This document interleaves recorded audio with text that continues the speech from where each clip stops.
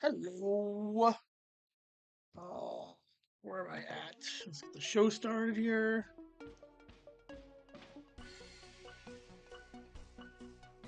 Okay, that's loud. I'm gonna bring that back down here. All right, everything looks good. Oh man, it looks. One of these. All right, good enough. Good enough. How's everybody doing? Is my microphone working?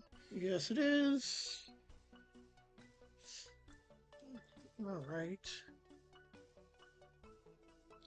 Okay, we got a couple of these over here.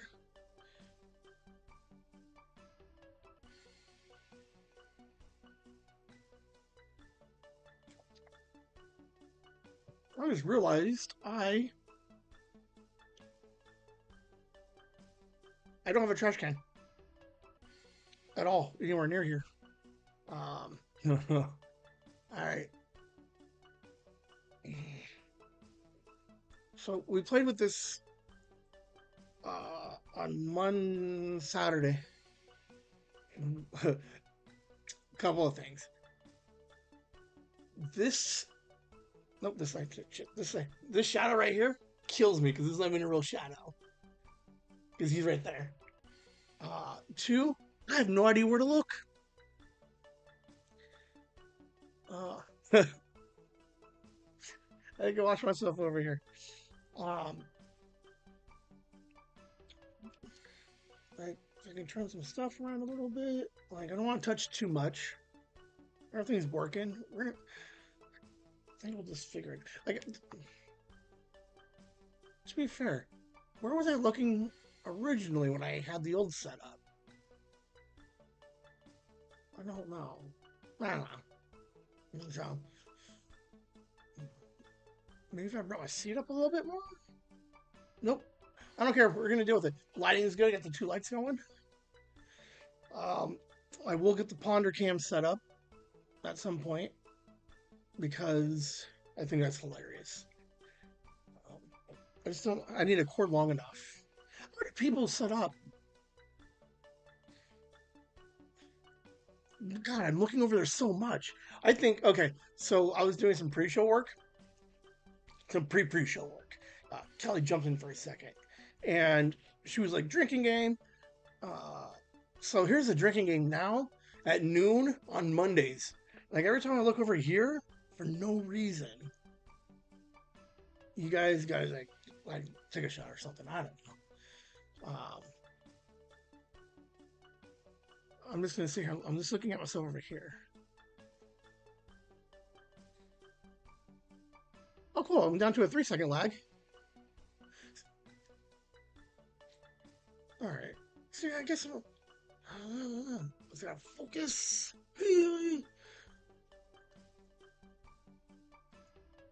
Like it's so weird. I can see. It's like the first day doing this. Like for whatever reason, I'm amazed by like the little things, man. Like you would have no idea that I've done this 100. Literally, I've live streamed 120 plus times. And for whatever reason, this is the thing that distracts me the most. Is the fact that I can catch myself looking down sometimes. Oh my gosh. Oh, funny.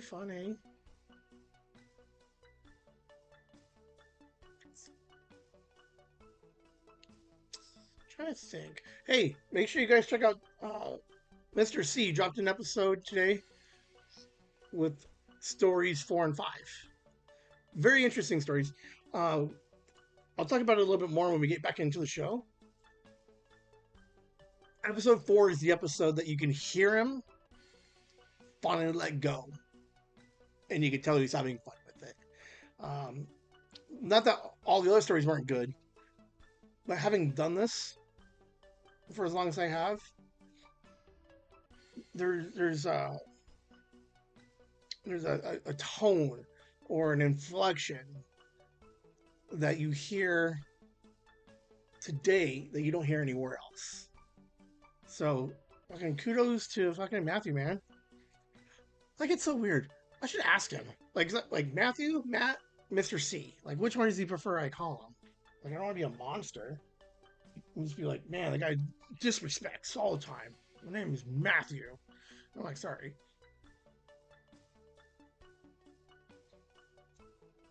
Um,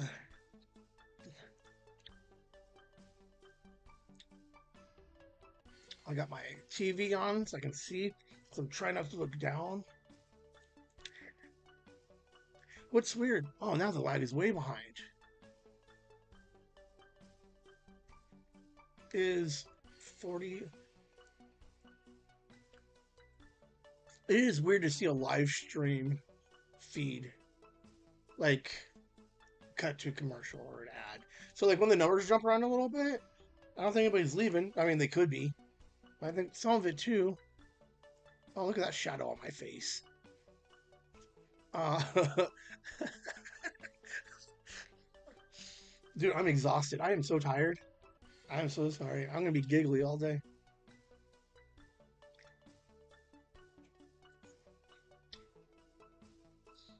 Okay, here. Let's just look real quick. What can you see on my desk? So you can see the PlayStation controller. Like, is that an appropriate place for it? Let's put you up here for a minute. All you guys pay attention because I move picks every week now, every show. I'll move them. You don't know where. You just like all over the place. Oh, there's so much stuff happening. I don't know where to keep my eyes. Like, I need an AI function that keeps my eyes here because I am looking everywhere. I have never been so distracted in my life. Oh my gosh. Like, I feel like when I look down at my computer.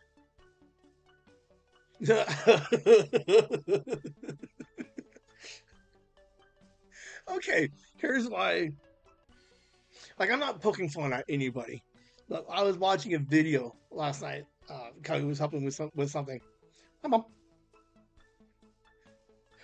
You're not going to see the video today, but I was watching a video, and there was an intensity to this guy talking about business and coaching and stuff. He seemed nice, but there was like an intensity, and he'd ask a question, but then when he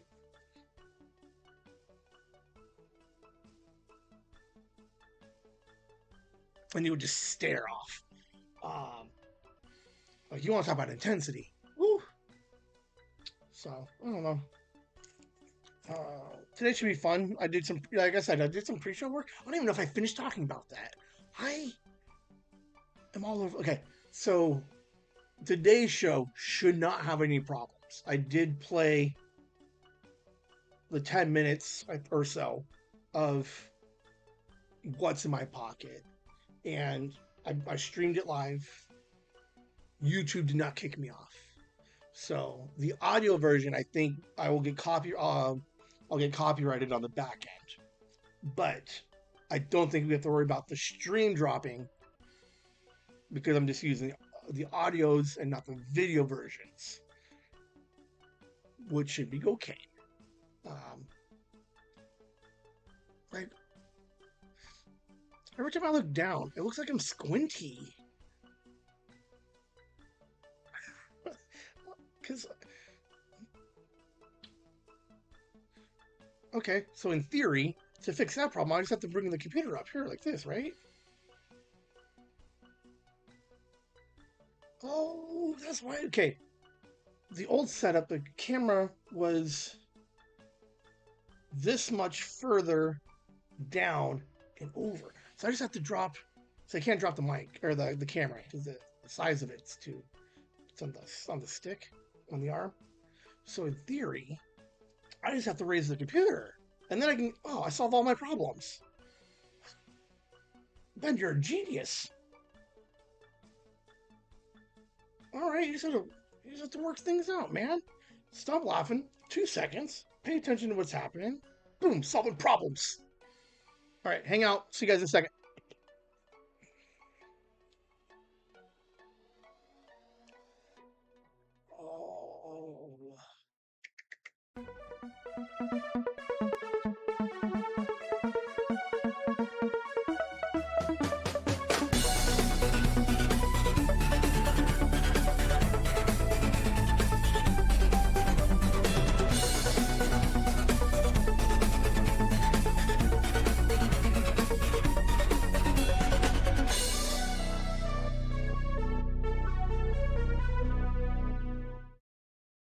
Hello and welcome to Whimsy Nooners, the Monday at noon show in which everybody's available. And then with the idea that we create a drinking game every time I look off to the side means everybody's going to get fired. How are y'all doing? So I might just distract for 2 seconds. During the pre-show, I mentioned a solution. So I'm just quickly, because otherwise I'll forget it. Laptop riser. If I get this, if I get a laptop riser and I move the laptop up, it helps fix my sight lines. But then it gives me the underneath that I want for the microphone, the low profile microphone arm. Then I fix my microphone issue. I didn't take it back today because it was just a happy coincidence that I completely don't know how to adult myself. I go to mom's for breakfast and I'm like, hey, I gotta go to Kohl's and return some stuff, which is weird, right? Because normally it's the UPS store that I have to go to. So I'm like, oh, I'm gonna have to send the mic arm back because it doesn't fit my setup. So instead of taking the boxes to breakfast with me, so I can just go straight there to Staple or Kohl's, I come back home and then I'm like, I'll just do it next week. But now I have this revelation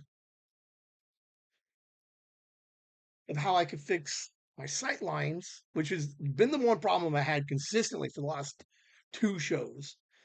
And I can get the arm mic that I want.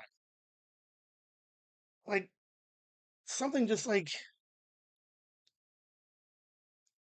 it all worked out. Like the comedy of errors that had to come like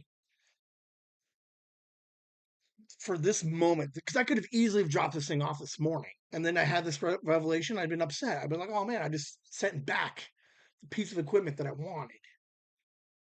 And now I don't think I have to. Oh my gosh. Um, oh man, it's been a long weekend. I'm definitely taking naps today. 29 bucks. Get a riser. I can lift it up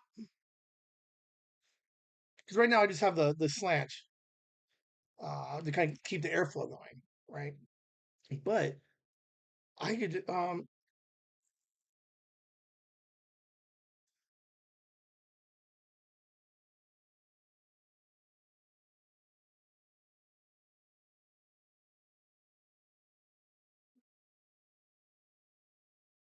yeah, there you go.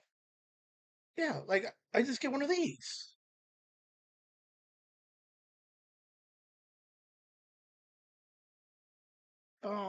Look, I can do this one here. Has a couple extra like charging cables, like ports. I got one that spins. Look at this guy. This guy looks all like a desk on top of a desk. Like this one might be kind of like interesting if I use this one for the podcasting because I have all the extra cords and stuff. Um,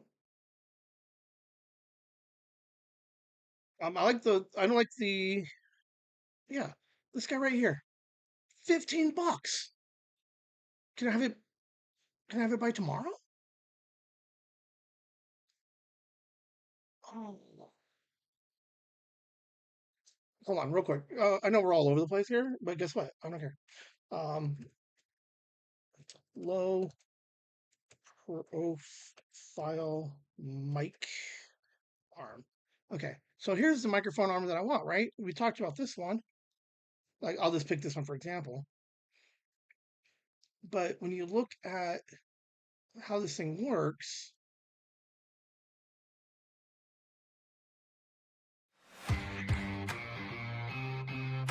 we don't need the sound. So you put it together, blah, blah, blah, blah, blah, blah. But you see how it loops towards the bottom of? Because now I can put that underneath the riser. Oh my gosh. We figured it out, guys. Thank you for being a part of that. Um, Killed it. All right. God, I'm looking everywhere. What is wrong with me? I've never looked around so much.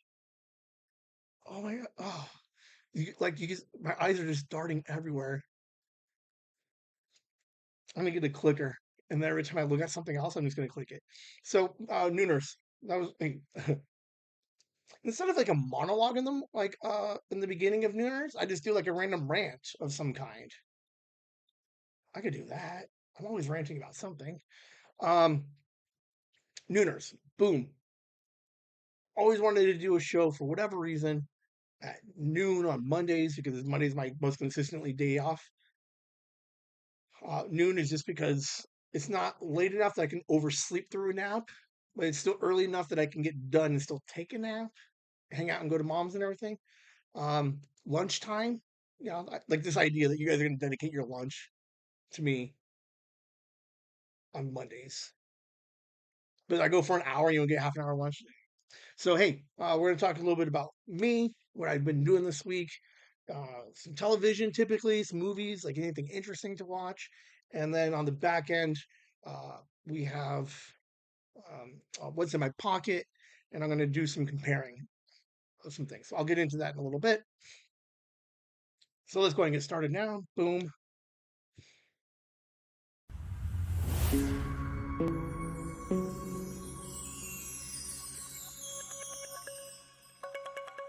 That's my smoke cam.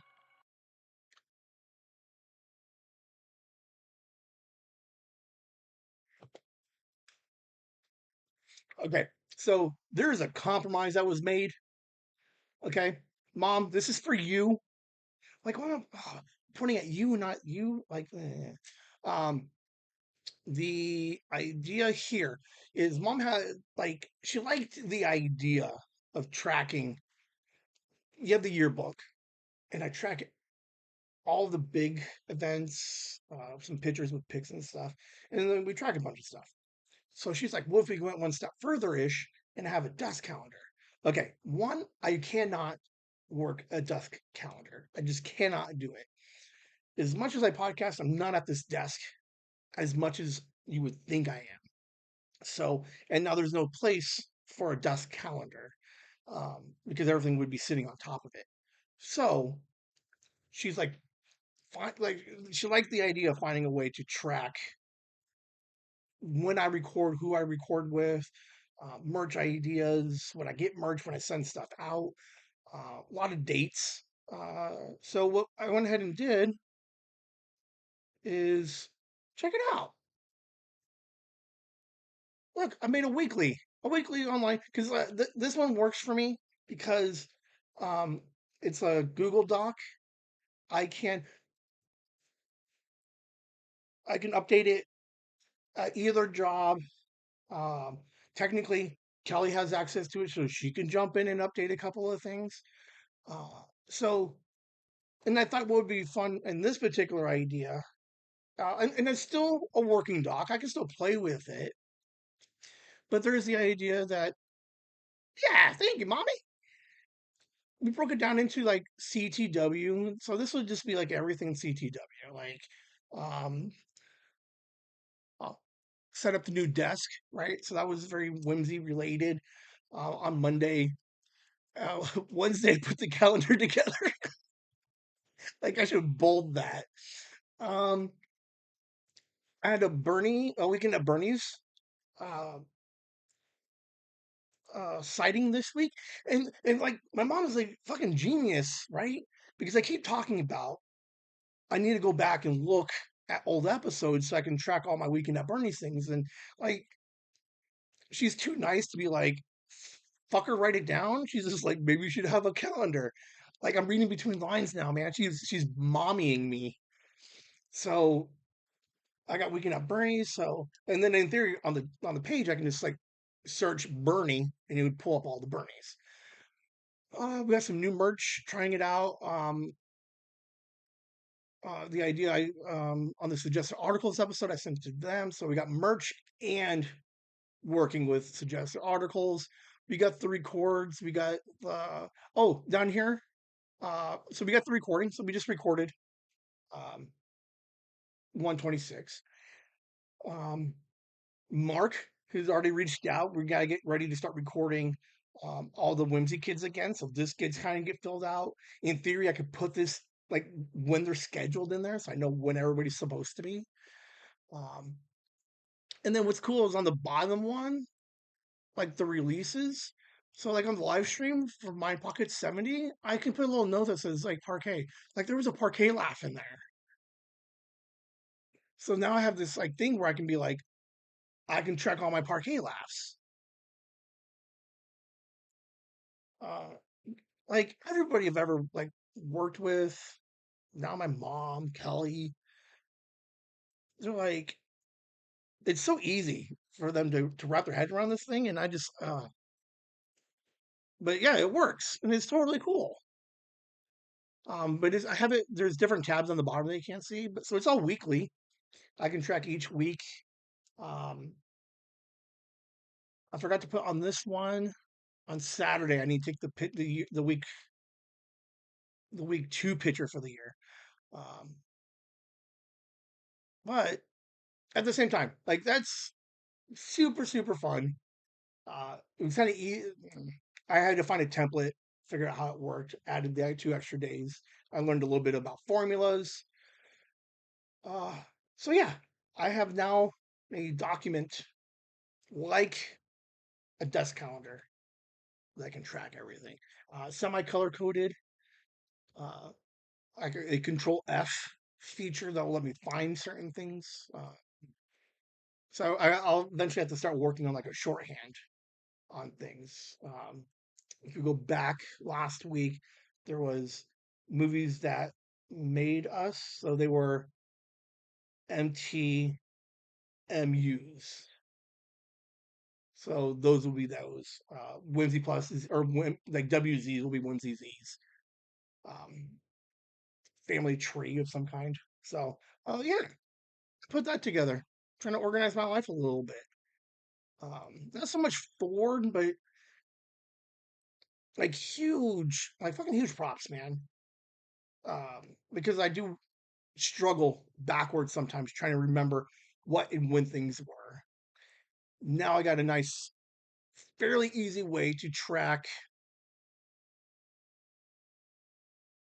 parquet moments, Weekend at Bernie's, and anything else.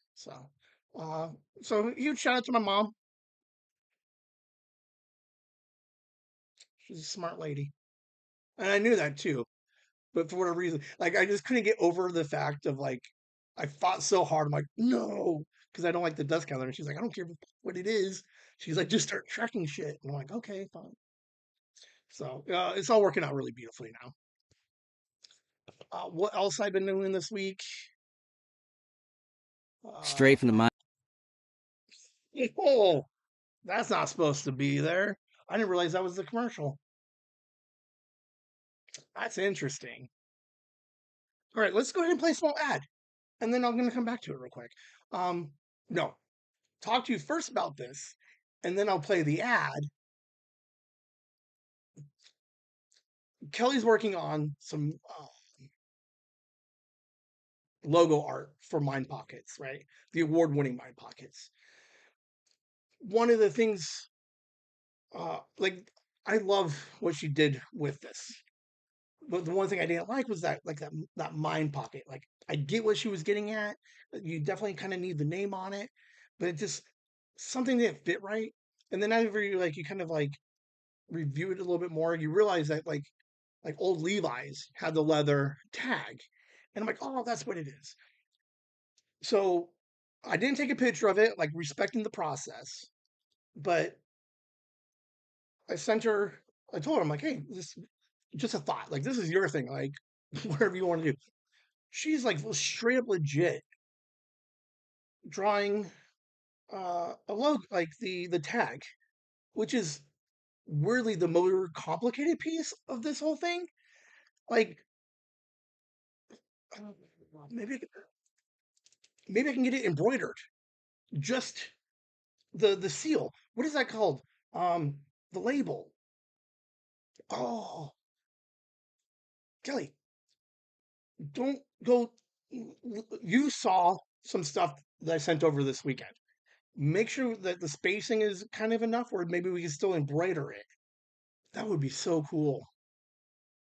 So, uh, she's working on it. So we're gonna work on some stuff. I want to do some stuff this year with logos, because if we're gonna build more shows, I would like one of the Patreon gifts for you guys to be able to display or have copies of the different podcasts.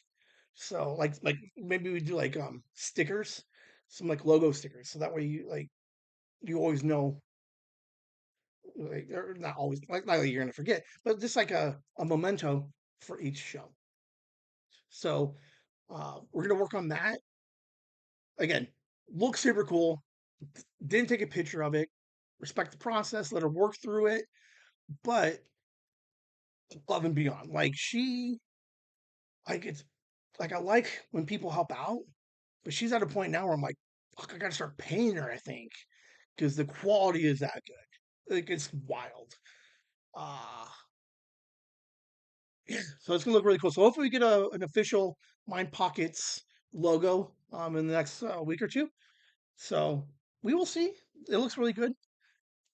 I'm gonna go ahead. I didn't realize that this was the ad from Mind Pockets. So we're gonna go ahead and play this real quick for you guys. A little extra ad to remember Mind Pockets on Saturdays. To Ben. He records thoughts and ideas throughout the week. At the end of the week, Ben will play back the crazy and madness from the week and will comment about each. Get inside the mind of Whimsy Ben as he breaks down the randomness that he thinks about all week. Ever wonder what crazy thoughts bounce around in someone else's head all day? Then get ready to dive into Mind Pockets, the new podcast from Whimsy Ben. Throughout the week, Ben diligently records his random musings, bizarre ideas, and quirky observations. Then he cracks open those mind pockets and unleashes a delightful chaos upon your ears. Join Ben as he replays his week's worth of mental meanderings, offering witty commentary and self-deprecating insights along the way. Get ready for a roller coaster ride through the whimsical, wild, and wonderfully weird corners of Whimsy Ben's brain. Catch Whimsy live, Mind Pockets, every Saturday at 8 p.m. Mountain Standard Time on the Chasing the Whimsy YouTube channel. All right. I haven't had. I lied. I have parquet laughs all the time. I had one recording with Megan last night. We even had one with cousin Jason yesterday. Um, cousin Jason owns owns an island. You have to listen to the episode to get the joke, but this is kind of just a slide that can like the family tree project, right? It stalled for a second. I did some pre-interview stuff. Um, I'm just trying to get in a headspace and everything organized in a way that I can start moving forward on it. And I think the important thing was this episode was super funny. Megan and I had a blast with it. We had a great time yesterday. The whole family did. Um, but this just shows that the family tree project could work. We uh, like we could almost get away doing like a pre-interview episode. Like Megan and I, we could meet with cousins or uncles and just talk to them just like just naturally, no record anything, and just reflect on our first impressions of said person. talk about them. Like, hopefully, the idea is that Jason and Kathy listen to the episode and then they fully understand what this is, and then they're a little bit more like inspired to come on and do uh, like a legit family tree episode. Um, Opened up some possibilities. It showed what the family tree project could and should be. Uh, Absolutely fun episode. I laughed so hard at the end of the episode that I even let it keep recording for like 8 more seconds after the whimsy because it was just so funny.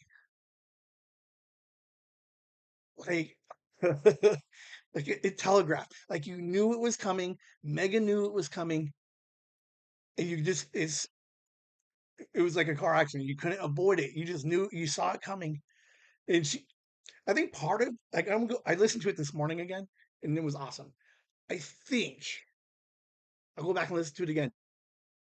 She knew what I was trying to do, and against her better judgment, she continued with what I needed her to do and say, and she said it. No wonder she's like, I wish I. It was so funny. Oh my god, it was so much fun. Uh, so that's all I've been doing this week. Um, Work is work. I had to work on a Saturday. For the most part, my my weekend was long. Live stream work, work, double, triple shifts. Um, I was present. We went swimming. Um, we recorded. Like I'm ready for a nap now. Like I almost fell asleep. Do you guys ever?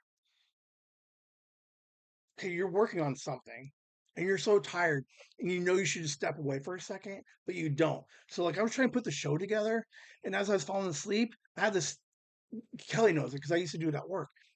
Um, like started to fall asleep and just started touching stuff. I think I almost like broke everything. Um, I should have just taken a break, sit down for a couple of minutes, but yeah. Um, Good weekend. It was a lot of fun. I know what we're going to do next weekend. We got a lot of stuff coming up next weekend.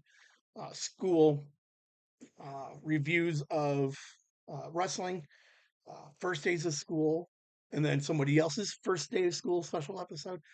Um, it's gonna be a good time. So, um, Family Tree Project.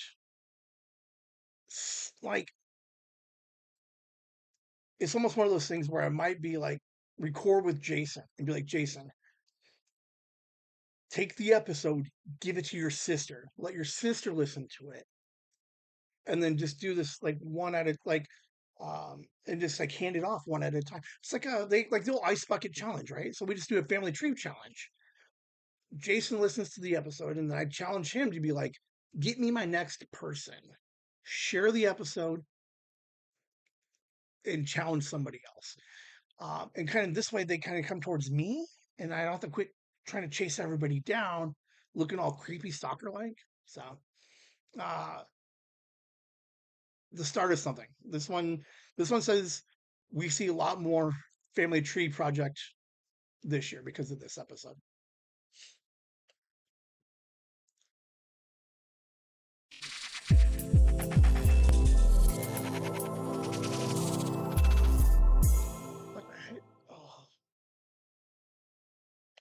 Oh, pocket watch. Um, my head's down like this a lot because I'm looking at the screen. Like I'm not going left and right so much. Definitely down. Anyway, not a lot of TV this week. Some, not a lot. One of the things I lost like 2 days doing is the next segment after this is the what's in my pocket. And for like 2 weeks, I've been real cagey about talking about this life coach and my opinions and thoughts about it. So I had to spend some time pulling clips, recording them, cutting them, and then putting the rest of the second half of the show together. So um, one of the things that I did watch this week. And this goes out to fucking Sophia, man. Somewhere in the last, definitely like in the last year or so, I stopped watching kid content. Like I fell in love with um, Mitchell's versus the Machines, and it was Sophie's favorite movie for like a minute. And like I used to be able to like show her different types of movies because she likes to rewatch the same thing and over and over. So I used to be able to. I used to watch kid content because I do enjoy a good cartoon or even with JJ. Like the idea, like I like um, Avatar: The Last Airbender. You know, I like being able to show kids um, like a quality kid programming. Somewhere in the last year, I think I lost a lot of that because I was really focused on um, like more adult content, which is fine. But I realized that because I'm not watching kid content, my kid's out there all by herself. But like a fucking G, boom, she found K-pop Dragon Hunter or Demon Hunter. This show, 100% should have been one that I found first, and I didn't. But because, but because Sophia, um, like Kelly, very supportive of letting her watch different types of stuff. Um, but like when like Sophie found this, three girls, um, they're protectors of like the demon realm, and they use singing to keep them all the demons away. The demons are obviously trying to come back, but it is adorable. It's very like real positive. There's a bunch of like some jokes in there. Uh, the animes, it's not even anime. The art style looks a little um, Mitchell's versus the Machines ish, not the cartooniness, but some of the angles or the depth to it. So she found this, and for 2 weeks, all she does is watch it, and then she watches the end again and just sings the song.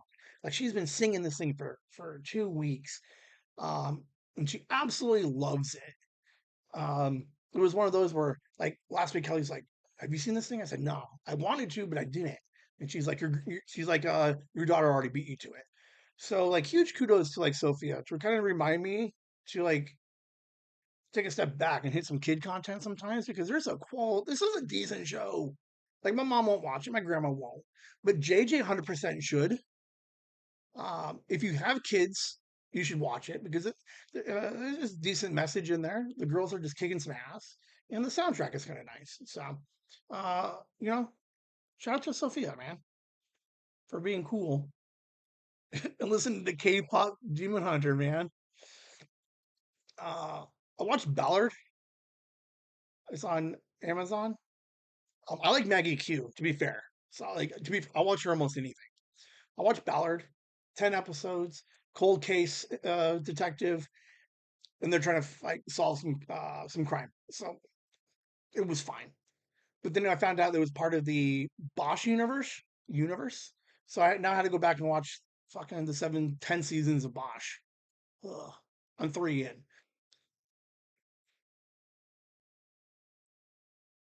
It's not bad. Ballard wasn't bad. Bosch season 1 was okay. I don't know. I'm enjoying it. Let's just put it that way. Who am I to say what's fucking good or not? I'm enjoying it. Like I'm sticking with it. I enjoyed Ballard enough that I went back and found Bosch. Um, a little slow. Uh, they came out 2015, so this is back when they were doing full 10 episode seasons. I will tell you that Bosch, man, there's a couple episodes they just fucking linger and do nothing. So once we kind of get through that, not bad. Like again, there's like a bunch of seasons. It's not horrible, easy to follow. It's not as dramatic as they think it is, but I checked that out. Ballard, the beauty of it is you don't need to know Bosch. to watch Ballard. Ballard is a better show than Bosch is. So as a one seasoner, check out Ballard. And then Death of a Unicorn. Uh, Kelly's favorite movie of the year. Finally hit Max. Paul Rudd. Who's that? Jenna Ortega. Interesting. Where's my hands? Ugh. Um, I enjoyed it. Some action, some death, a unicorn. Um, like it, it strolled through this movie. This movie was like 2 hours, like just under two. It's not bad, and stuff's happening, but they're just strolling through this thing. They probably could have cut this thing down to a buck 40, and everybody would have been happy. Decent movie. The concept was really cool and interesting. Um, and then then there's a very small horror aspect of it that isn't really that bad. It's a little over the top. Decent movie. You would not expect it to be this good, but it is. That's all I got for you guys for TV, man. Ooh, no, no, no. Okay, rarely, so far, never do we ever get political at Whimsy. And I'm not going to get into the politics of it, but I am going to point out that there is something happening in uh, in the culture right now. Trump is doing Trumpy things. Somewhere Colbert gets canceled next year, no more. So the idea that the Letterman show that started the late show, is getting like canceled, not renewed, no new host, is gone. Like it's weird. The idea that a network staple forever gone. So there's some speculation in politics with regards to it. Fine. But what is interesting is we are now seeing. So the interesting thing is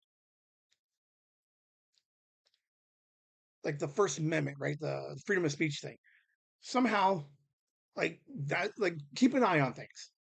South Park came out hard on Thursday at a Comic Con with a new episode for season 27 and just fucking obliterated like Trump.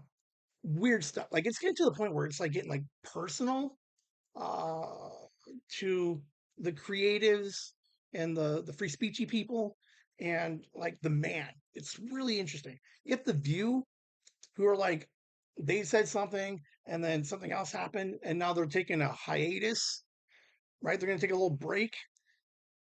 Convenient. Uh, it's going to be interesting. But this is the start of it.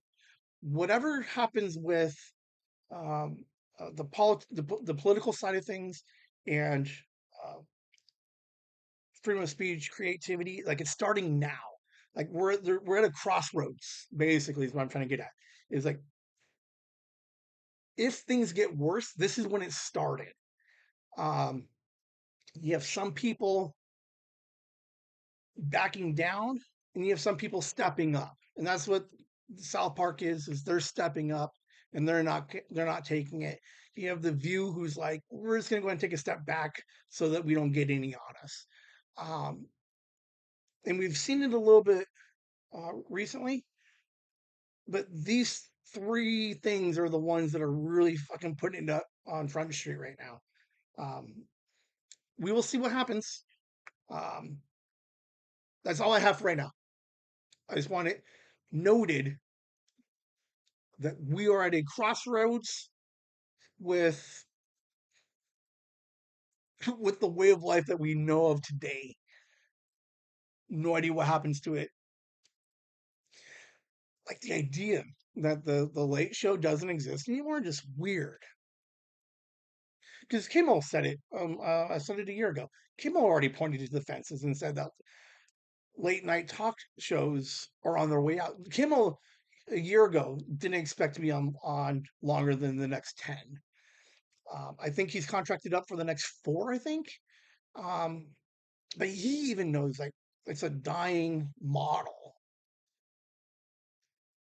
But there's a difference between being forced off versus a business model that doesn't support it anymore. So that's just where we're put this on the calendar. Ben pointed at the fences today that says this is a very important, weird time creatively. So that's all I got for that. Get ready to meet your new favorite storyteller. Introducing the brand new podcast, Storytime with Mr. C. For most of his life, Mr. C has found pure joy in sharing tales with friends, family, students, even strangers. Now, he's bringing that lifelong passion directly to your ears. On Storytime with Mr. C, you'll join him as he digs up forgotten classics, hopefully creates some wonderful new ones, convinces a few special guests to share their incredible experiences, and takes us all back to the very beginning of what makes a great story. It's more than just a podcast. It's an invitation to simply hang out, connect, and remember the simple pleasure of a well-told story, like gathering around a campfire, but with better sound quality. Ready to be swept away? Find Story Time with Mr. C. Today on Spotify. Prepare to be amazed, entertained, and perhaps even taken back to a time when all you needed I was should a like good stop voice there. and a great story.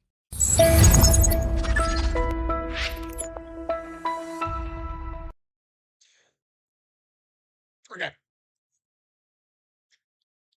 Here's the interesting thing. What's in my pocket? So we're gonna like the next like 20, 25 minutes. Like we might go slightly over.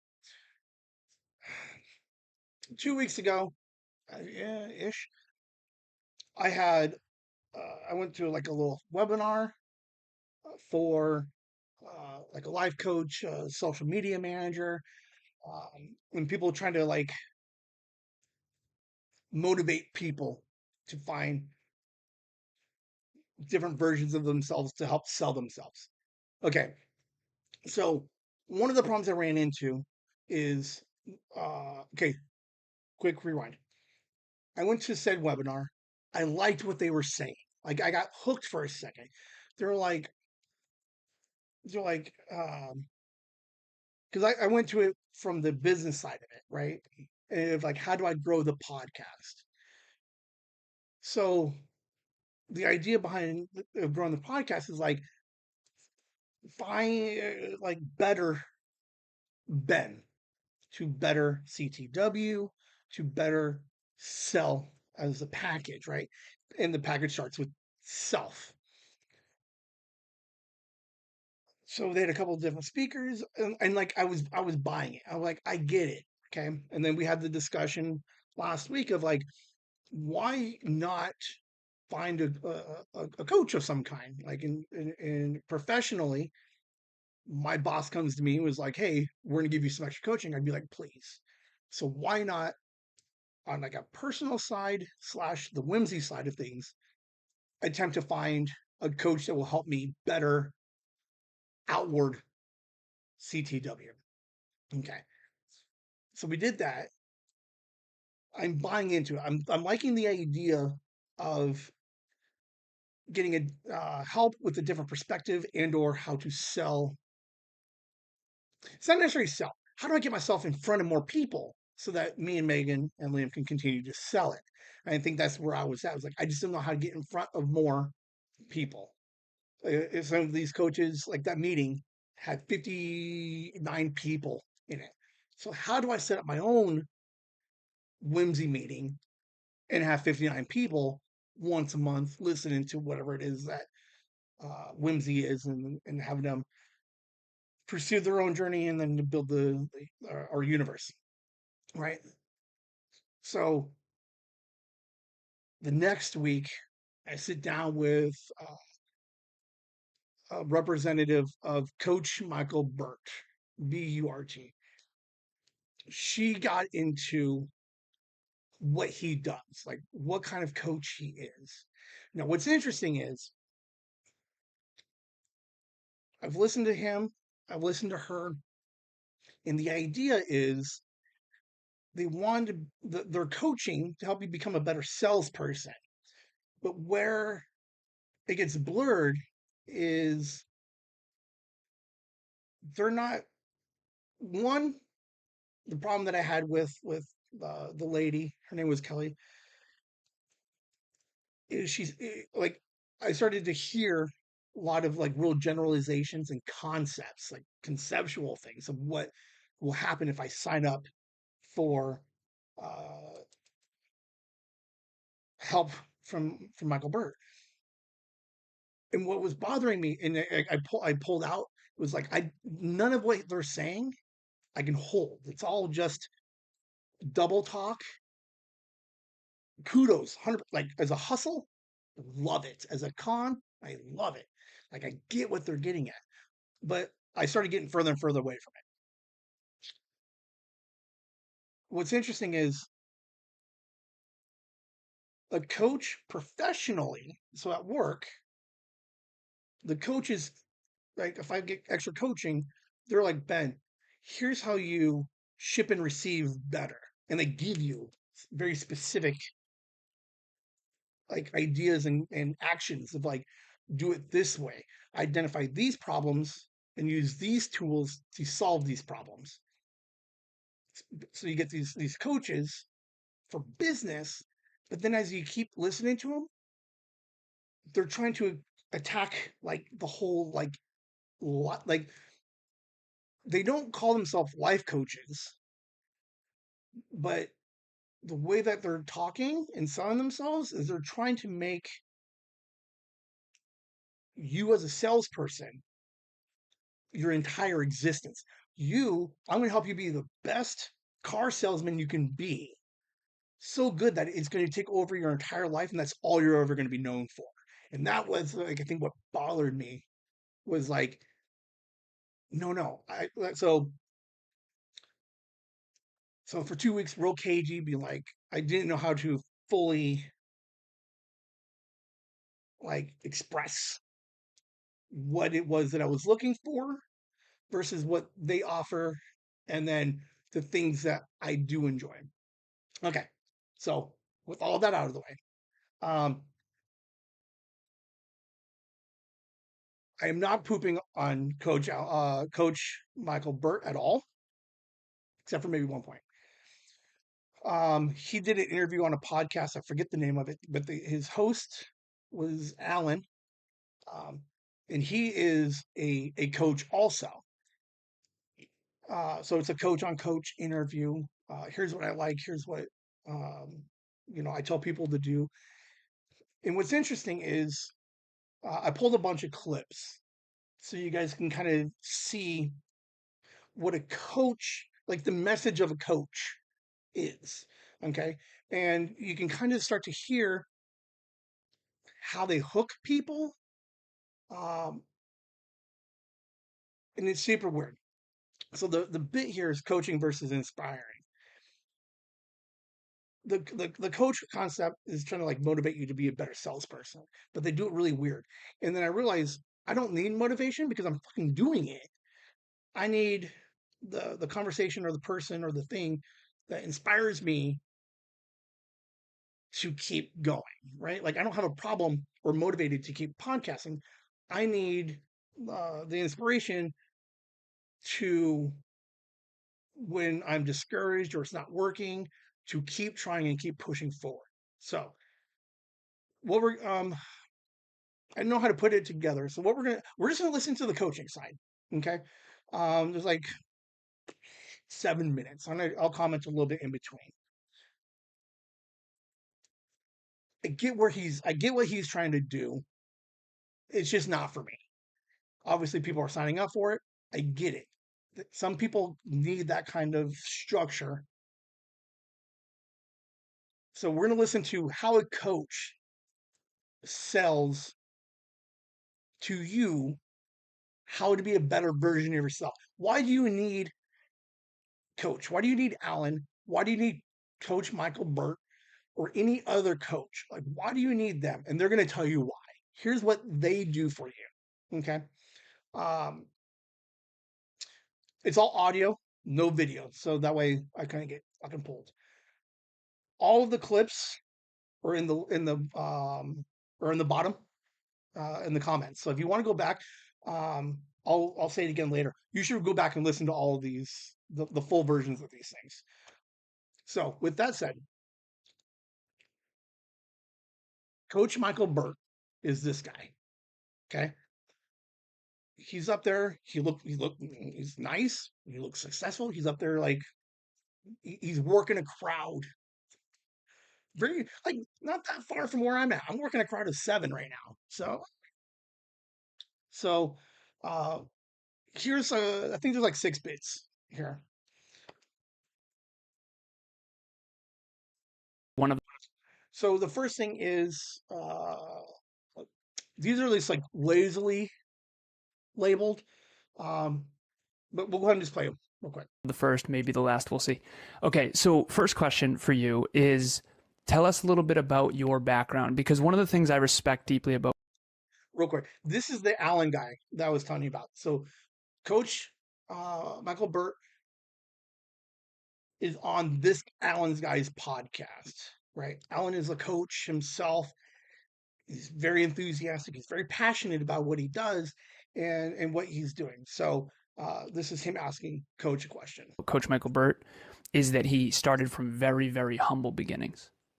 And to me, I think the word potential means a lot to you and myself. I watch a lot of your content, and all my listeners know that the word potential, helping people reach their full potential, is literally my favorite thing in the entire world.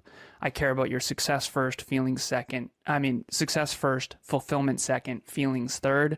Coach Michael Burt is very direct in his speeches. He tells you what you need to hear, not necessarily what you want to hear. And I respect that deeply. So take us back. It's not just the message, it's the messenger. Take us back to the humble beginnings. Well, you talk about that word potential, and to me that means an idea of kinetic energy that is stored until activated, right? It's an idea of embryonic growth that will be better today than we were yesterday, that will never stop getting better, but typically something has to activate that. And for me, I was raised by a single mom in a really small town in Tennessee. She worked 2 and 3 jobs to make sure we never wanted for anything, me and my younger brother. And she consistently took me down to the baseball field and gyms where I just fell in love with sports. But more importantly, I fell in love with coaches.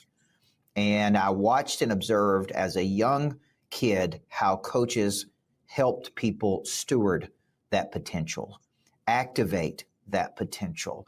And so it was no surprise that early on in my life, pretty much all of my life, I heard you're going to be a great coach. Okay, so what's interesting is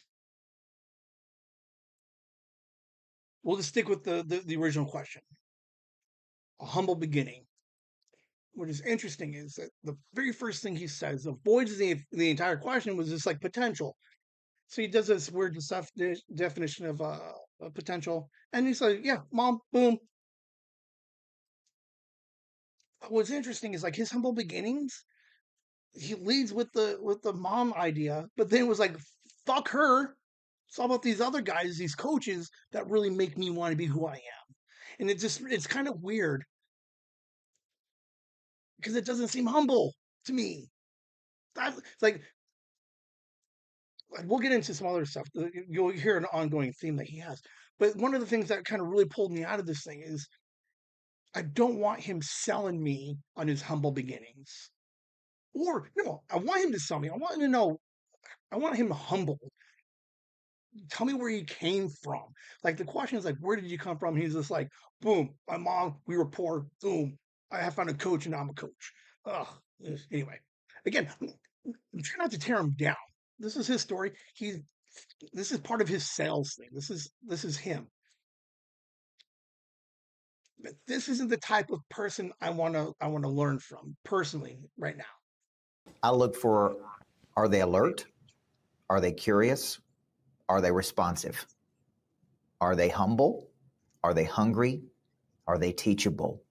Do they have a strong need for achievement? Do they have a deep desire to want to play at a higher frequency, right? Are they interested in not only their potential, but in the potential of other people? So I always say within 15 seconds, when you present an idea to another person, if I called you on the phone, Alan, and we were talking, I would know within the first 15 seconds. And so, So, like, it seems so obvious. Who do you want to coach? People who are hungry, who want it, who need it, who want to learn. They have a drive. Like, obvious people who are all of those things. Right. But then what kills me is the idea that he's so good at his job that within 15 seconds he knows who you are as a person and whether or not you deserve his time. That's what I took from that comment, and that kind of bothered me. I would put my money any day on the people who get up and move and circulate and have better attitudes. They're always going to outperform. They always have coaching. They're always interested. They're always alert, curious, and responsive. Okay. But it's not all of it. Okay. I know people right now who are alert, they're curious, they're responsive, but they're not skilled. And if you said what's really missing in today's world is skill. Skill level is missing. Specialization is missing.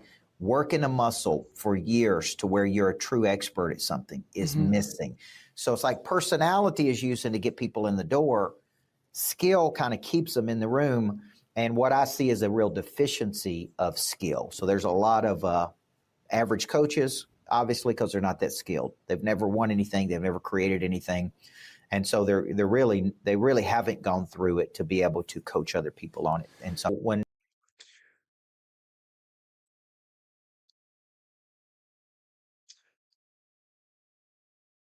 the weird passive aggressive idea of like, I'm going to tear down all these other coaches because they're not skilled enough. And like, they're not skilled enough because they're just not good. They haven't won anything. Like, that was so weird. Like, he's a very confident person. Obviously, in the beginning, he was like, "Oh, I want people who are hardworking and drive, personality." Like, obviously, it's just super interesting. We've listened to 3 so far. Keep an eye out for the language that he's using. There is not one there's not one tangible thing that he has said so far that you could take from him. All right, he's going to talk about some talent. I think it leads just before this was like the idea, Tiger Woods, some of these other athletes that are like they have this God-given talent, and he's just like, it's not talent, or talent doesn't matter. It's about hard work. Colvin wrote a book, it's a very underrated book, but it was a great book called Talent is Overrated. And he makes the argument in the book that it's not the most talented people. It's not like these people were born more talented than us. They just actually found their talent earlier in life, and they had a longer cycle of practice in that skill. So this is why I'm so fascinated right now at this point in my life by helping a person find their primary skill. Mine is activation. Question for you. I almost like this particular idea, right? That says no, like you could be Tiger Woods if you practice it enough, right? The idea that there is no God-given talent to be the best. It was just they started earlier, so they practiced more before I had a chance to even start. But then, like, what is his talent? Activation.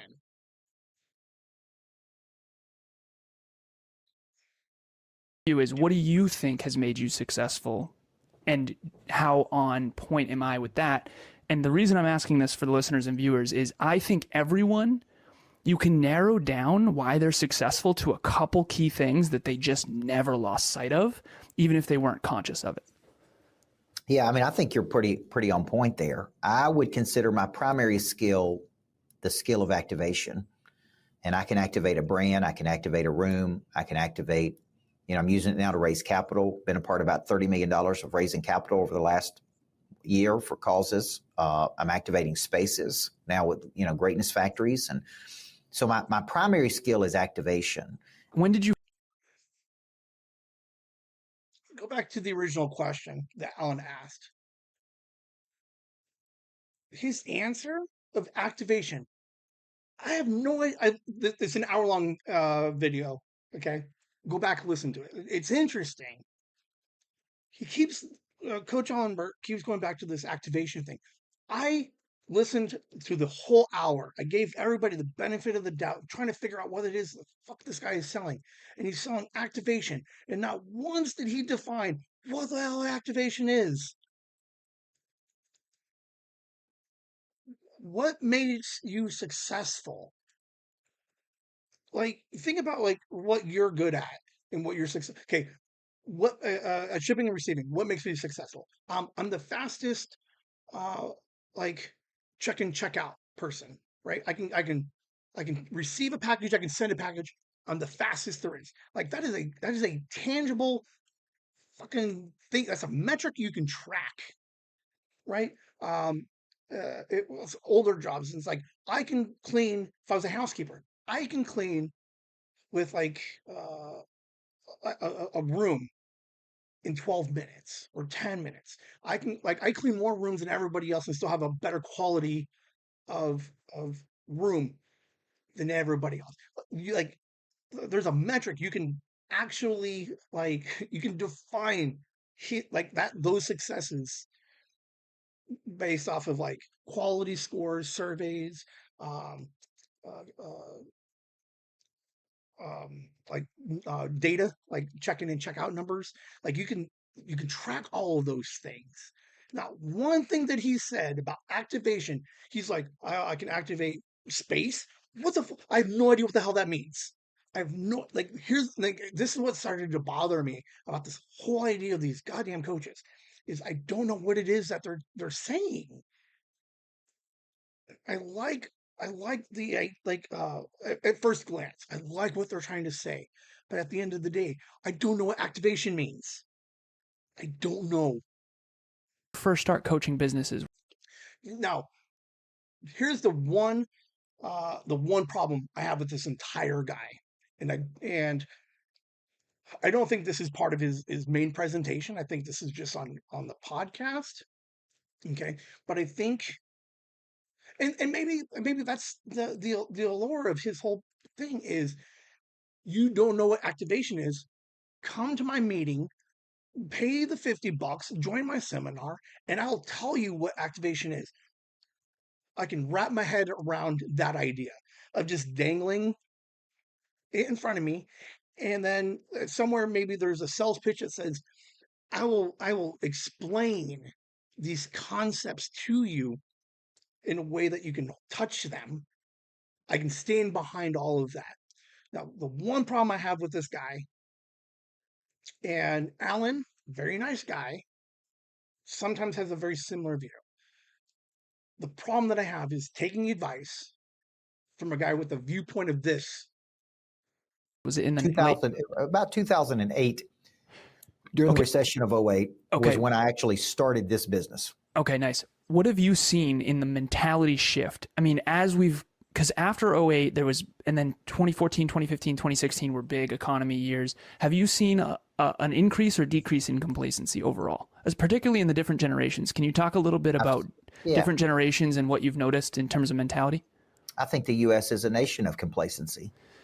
I think there's more complacency, apathy, atrophy of muscle. I think there's than ever. I think people are lazier. I think people are less inclined to pursue a goal.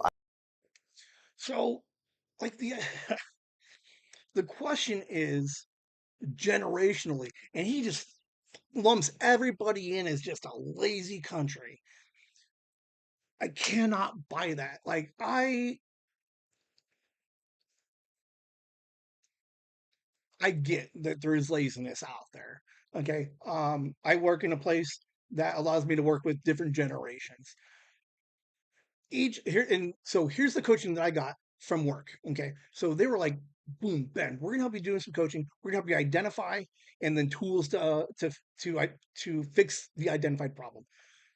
One of the things that I learned at work during the day is people retain knowledge or feedback differently. And one of the things is like generationally. You, like me personally, the way that I want to be coached and talked to is completely different than that my 22-year-old counterpart is. They need it a little bit more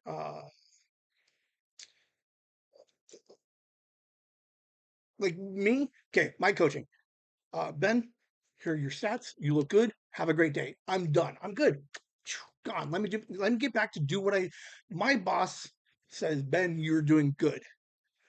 I believe him. I trust him. I move the hell on with my day. But then again, there's nothing wrong with my 22-year-old counterpart who's like, well, what is good? And they want that reassurance and they need that validation that says, yeah, stats 1, 2, 3, 4, they look good. You're improving. Like the idea that there's nothing wrong with me acknowledging 22 Ben that says, great job fixing those numbers. Keep up the good work. There's nothing wrong with the encouragement aspect of it. I personally don't need it. But generationally, right? It's not that, it's the idea like, oh, Liam, he's lazy. All he wants to do is sit on his phone. But I'm not doing anything either. Like he went out yesterday, we hung out, we played. But when he has downtime, he's like, this is how I want to spend my downtime. And it's not lazy, it's just understanding the different generations. And then, like, the way I talk to Liam is different than the way I would talk to, like, Nikki. The way I talk to JJ is maybe a little bit different than talk to, like, the idea that he's asked a question about complacency through the generations and he just lumps them all into an entire goddamn country freaks me out, man. And that was the problem I ran into with and I don't think that was his intention. It was to be offensive. But that's part of the message that he's given me was like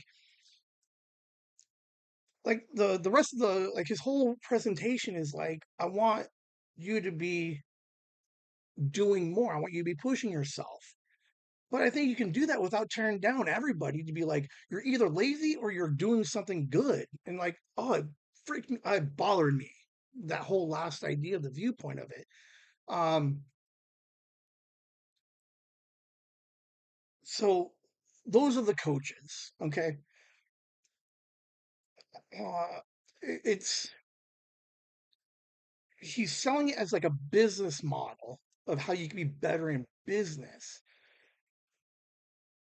But then when he gives answers, he's generalizing everything as everybody as like your essence, right? He's not like, oh, Americans are looking for like the easy, like it's just like everybody's just lazy, and it's like it's it's not a business question. It's not a business answer.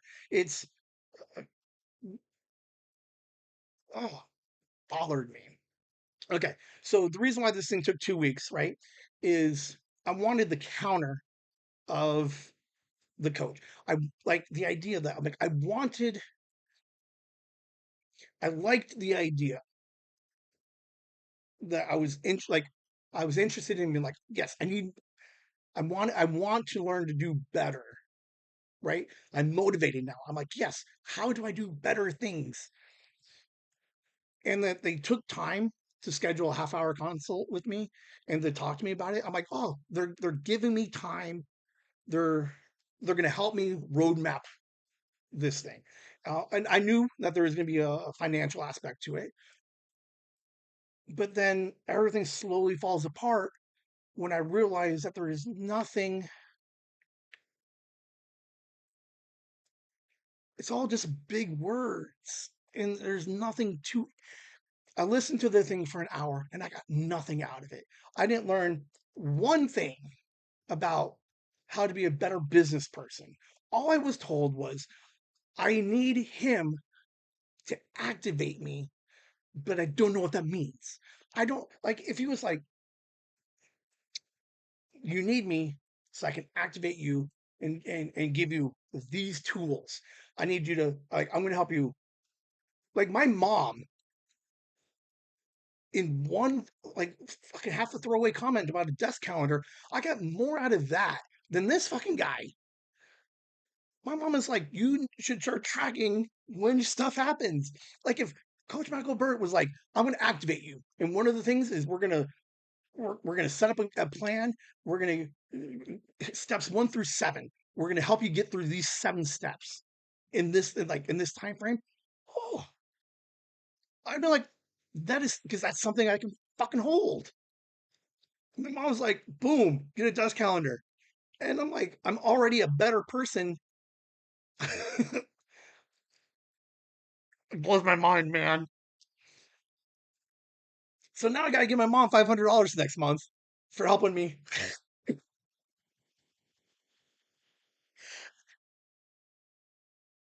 Oh, oh, and it sucks because here's, oh, I'm not saying that they're all garbage. I'm not saying that if you don't take some of his classes, that you won't learn something. But the problem I have is I cannot blindly follow a guy that cannot give me a solid answer of what it is. Tell me what activation means, and then I'll give you my $500. But he could not in the entire hour. Everything was just talking in circles, repeating himself, big words.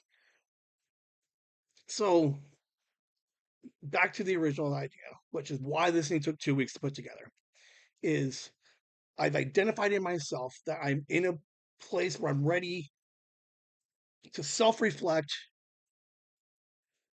I was motivated, right? I was like, how do I do things? Uh, like I'm ready to move forward. Give me some tools. I'm motivated to do something to move forward. And then I realized like I don't need the motivation because I already got that.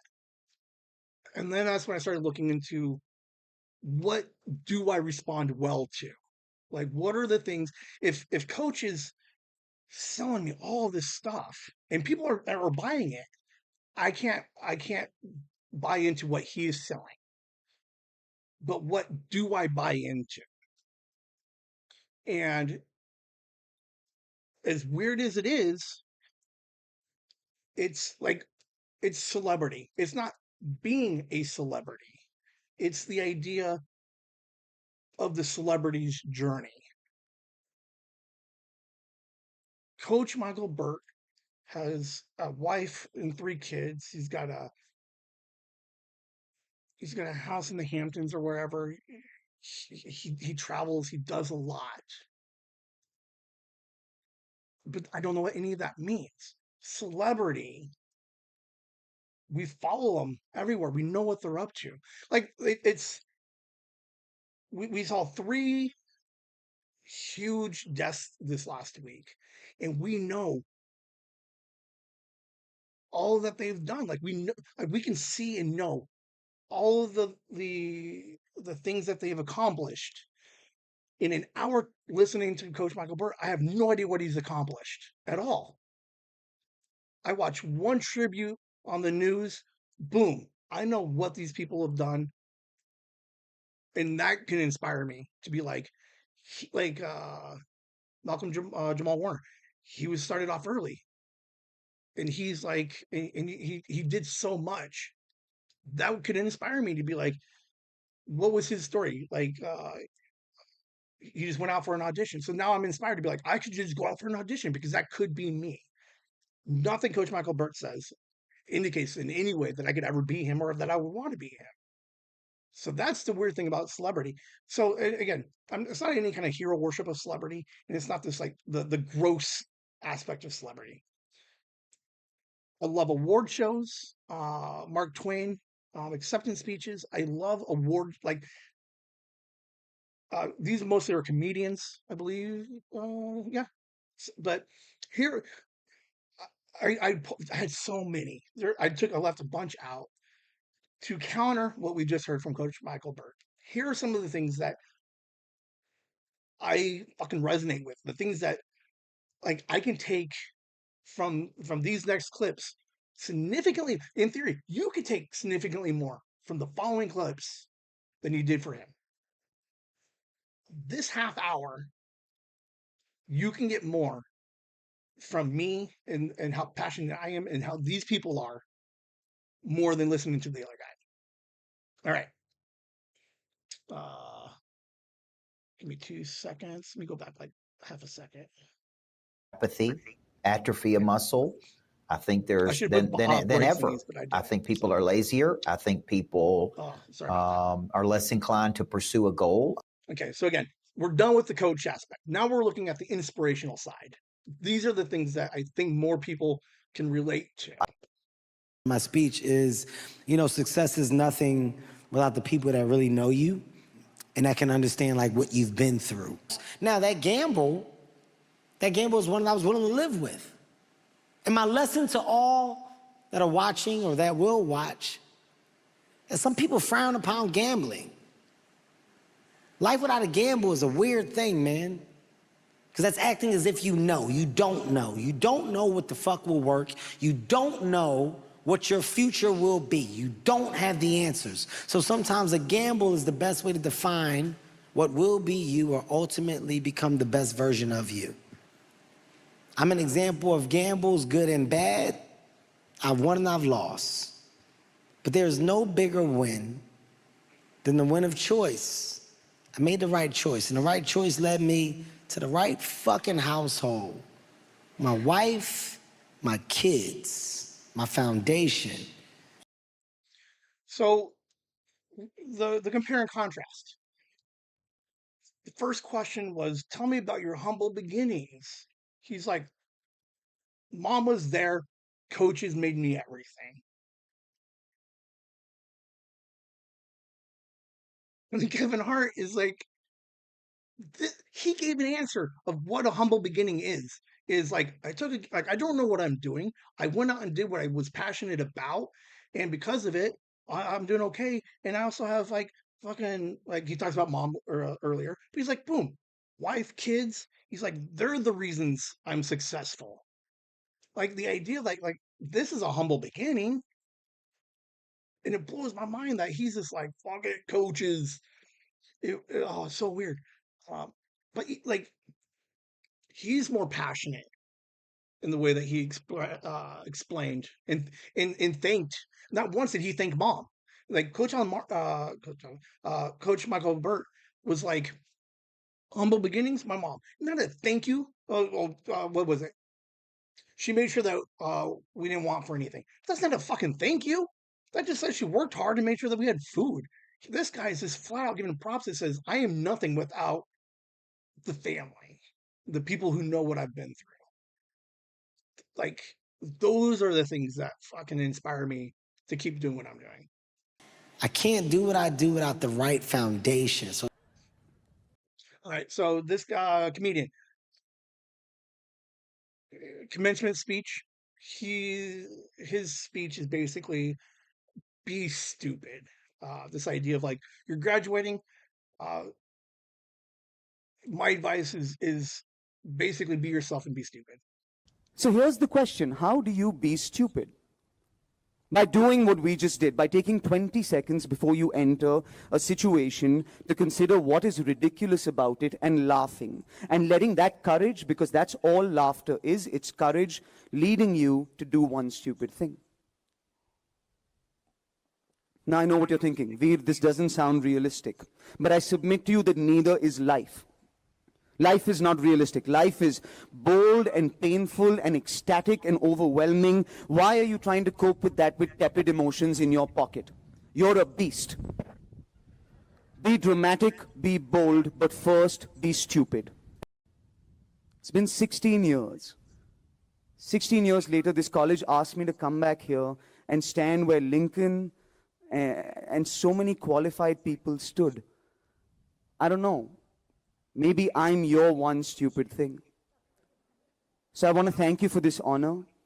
I'd like to thank Ivan Davidson and Liz Metz and Bob Whitlatch for changing my life in a real, tangible way. It's time for me to go home now, to my home in Slovenia, a beautiful country in once communist Europe. So before I leave you today, I say, be stupid. Just once, often, unapologetically, and deliberately. What's the worst thing that could happen? Somebody will call you stupid. Somebody will tell you that your whole life is a joke. I'm saying you should be that somebody. I'm saying you should own it. And on the day when your life flashes before your eyes, be it on your deathbed or just creepily every day on Instagram, you'll be laughing. And laughter is courage. That's all I know how to tell you. I have no wisdom. I'm a comedian. I just want to see you laugh some more. Congratulations to the graduating class of 2018. My name is Veer Das. All the best. Have a wonderful future, guys. So it's the exact opposite of where a coach is. A coach is like, I need someone with a drive and an ambition to want to do something, but do it my way. It's kind of like where I get from the coaches. Like I want, like somehow I'm going to activate you and make you. But the idea that like he's a very successful comedian. He just won an Emmy last year for his stand-up landings on Netflix. And it's just his idea of like his advice to an entire graduating class is just like, just be you. Like enjoy and do something weird and stupid and just have like there is no answer. Just do and be you. Uh, and again, the counter is you can't be stupid. You got to do it my way. Kind of. Oh, I don't know. So I like the idea that his best advice is just keep going and just keep doing you. If it's stupid, it doesn't matter. Who cares? Like the idea of like he said, is like, who cares if someone calls you stupid? Just be you. In my quest to be somebody else like John Hughes, to have the career of a John Hughes, I wound up having the career of a Kevin Smith, which to me is like, whatever. But oddly enough, there are a bunch of people that are like, I'll kill to have your career. And that's really weird and wonderful. So anytime you get a chance to sit down and talk to those cats, you just want to remind them, hey, you can have this career, man. Like I backed into it and lucked into it in a lot of places, but most of it is just persistence and willingness to try stupid shit. A lot of people don't want to try things that might not work. You know what I'm saying? Everyone wants to try the sure thing. And there is no such thing as the sure thing. And if you're looking at somebody else's work to try to gauge your own, as I have for years, you will constantly feel like a failure. Instead, concentrate on telling your story. Like, this is the thing I'm real big on. Your voice is your only currency in this life. That's all you got. The things you see and perceive, the prism through which you process all the information that you take in, that's it. You're the most unique supercomputer on the planet, unique from everybody else. That perspective is valuable, insanely valuable, because nobody else can give it but you. And that's why it's always better to shoot weird, or shoot different, or shoot original, as opposed to shoot what works, like, or go for a successful model, or, as I've tried to do, try to be John Hughes or something like that. You'll never succeed that way. If you try using your own voice, you try expressing your own thoughts that nobody else can do, that's your best shot at success. Because that's the thing that you bring to the table that nobody else can bring. And if your timing is fantastic, you say the right thing at the right time, you could have a career. So when you get into this business, they tend to like tell you to sheep it up and like take off the edges and make it look like this. Hey, that worked, do that. But always shoot for that thing that you want to do. I love Kevin Smith, obviously. But I just love the idea of the exact opposite of Coach. Coach is like, do it my way, I'll help you find it. And Kevin Smith is like, fuck it, do you. And the idea that he recognizes everybody as an individual, as being special. I can't tell you how many podcasts have started because of Kevin Smith. The idea that when we first started live streaming, we made the joke of like, we had kitchen in there. This thing is all like, we have half of a fucking logo here. We got half of Kitchy's head. And it's the idea of like, should the background be more normal like everybody else's? No, he's like, do what you want to do because no one else is gonna like. No one else is doing this. This setup. We're gonna grow it. We're gonna keep doing it. Like the entire podcasting that we've done for 2 years, nobody else is doing it, and it's really the only thing that like it's unique. Like people are podcasting all the time, but you could tell that there's a little bit of a polish to it. You could tell that they're trying to make it a certain way. Whereas I'm just like, oh, this is us, man. This is Whimsy. This is what we do. Um, Peter Dinklage, back in '91. I fucking love this guy. holy crap. He had a very interesting, listen to all of his whole speech, but Now, I tell this story because the world might say you are not allowed to yet. I waited a long time out in the world before I gave myself permission to fail. Please, don't even bother asking. Don't bother telling the world you are ready. Show it. Do it. What did Beckett say? Ever tried, ever failed, no matter. Try again, fail again, fail better. Bennington class of 2012. The world is yours. Treat everyone kindly and light up the night. like the idea that you'll never find a coach that says fail for days. like I love the idea. I think that's why I like celebrity is they lean into the failures on top of the success, and then the support group that help them get through the failures into the success. The idea that, yeah, you should just, like, if you fail, you fail, try again, and then be a good person about it. Oh, I don't know, man. Um, I just threw this one on here because I enjoyed it. Kind of a little bit of perspective. 75 years. That's how much time you get if you're lucky. 75 years. 75 winters, 75 springtimes, 75 summers, and 75 autumns. When you look at it like that, it's not a lot of time, is it?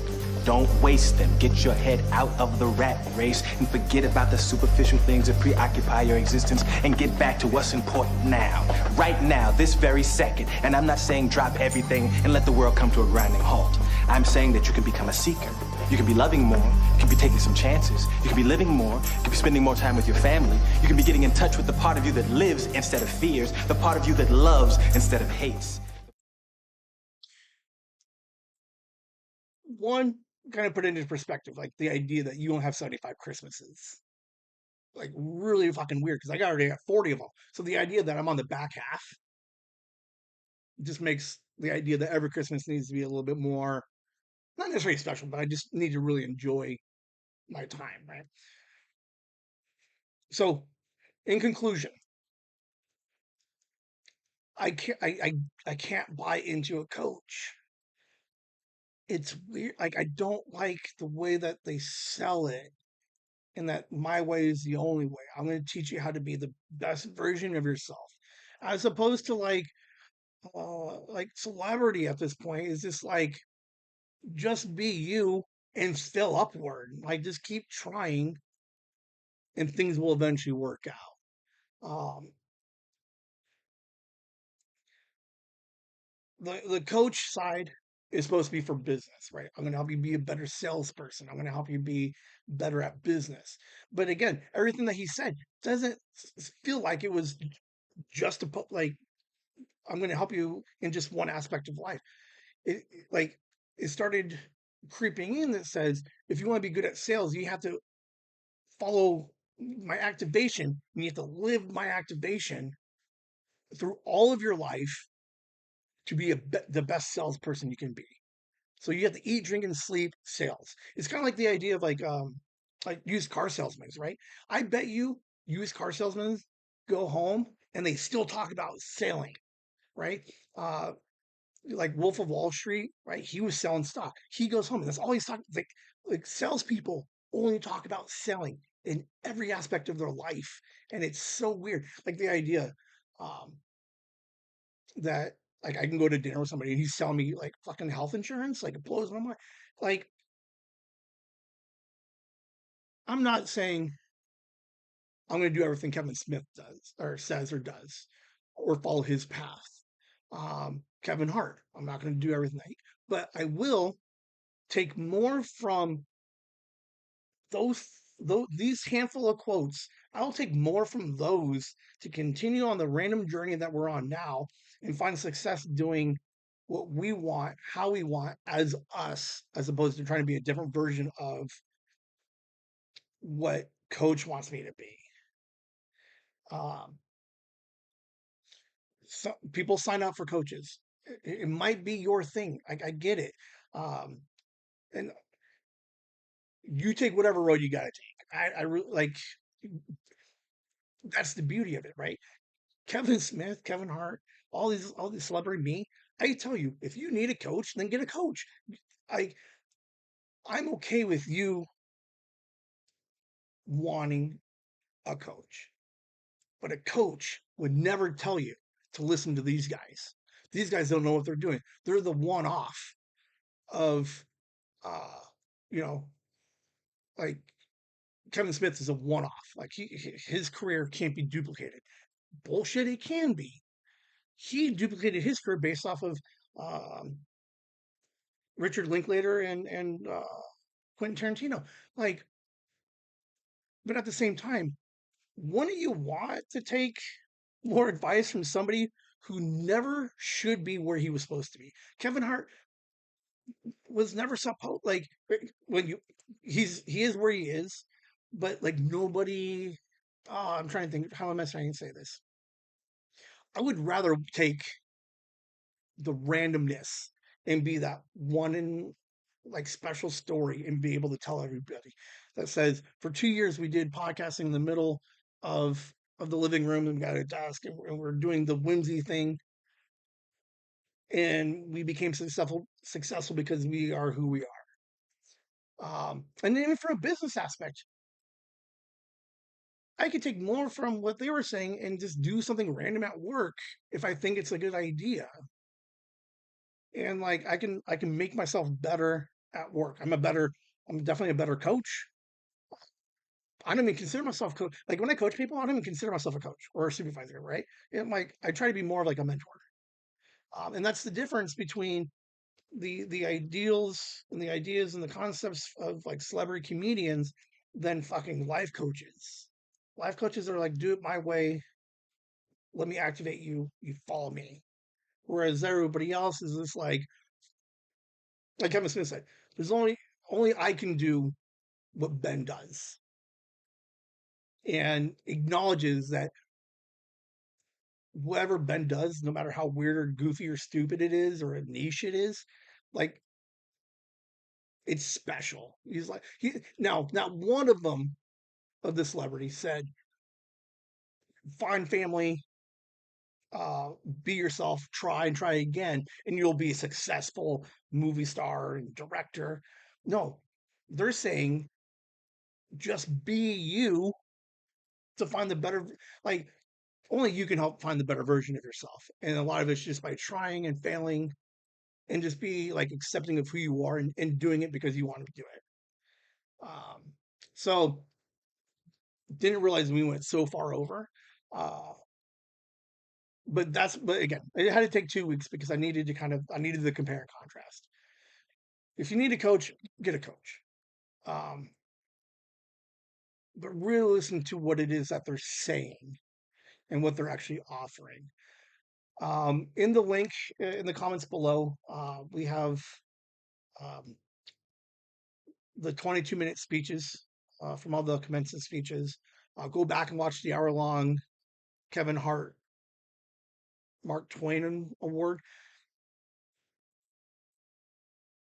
They're fantastic, and they're, like I wish I could pull more from them. Like the idea that like I easily could have kept this thing going for like in 2 hours. But I had to.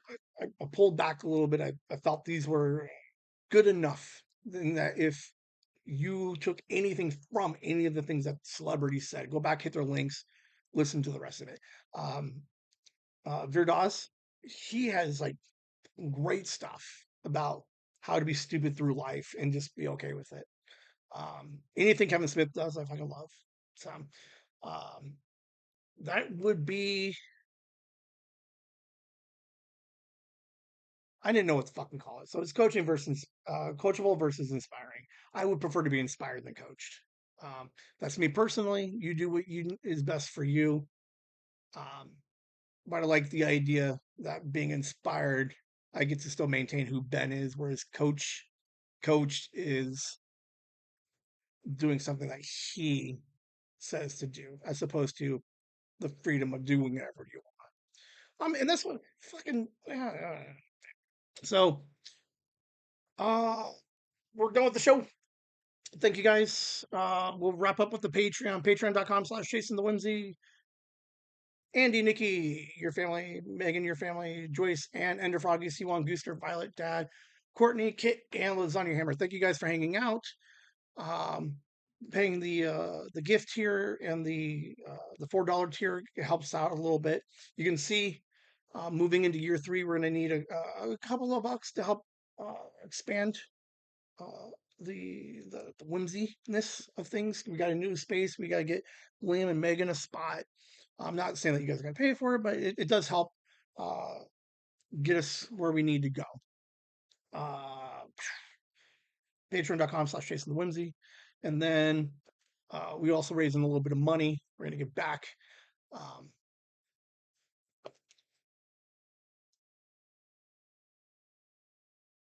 Go back, listen to any of those speeches from the celebrity or from this, right? They say thank you and they acknowledge those who help. And the idea that, and then sometimes they help others. Not one time did the coach say thank you to any one specific person, and in no way does it suggest that he gives back in any way. Jason the Whimsy Man, we're super we're doing our thing. We're in year 3. We're giving back. We're helping out. We're going to donate some money this year for the holidays. So, okay, I can inspire people to be better versions of yourself more than the coach did. Coach, I'm not trying to shit all over coach or coachers. It's just not my thing. I respect what it is that you do. My opinion is to really listen to what it is that they do and say, what are they actually offering you? I can't fucking give you anything, but I can go ahead and tell you, push record, tell a story, be you. And with that, you're already doing more than whatever coach is suggesting. We have an out. That's it. Buck 42, hour and a half. Told you it was going to go long. It's interesting. I found something I was semi-passionate about. I really wanted, I really like the idea of coach, and he just kind of made me realize and think that I'm happy doing what I'm currently doing. Now, eventually I'll find somebody to help me with lighting or a better camera, something that I can fucking touch. But as far as concept and stuff, trial and error, man. Fail. Because my failures are significantly more fun than not having tried them. You guys have a good night. See you on Saturday for Mind Pockets. Talk to you later. Whimsy.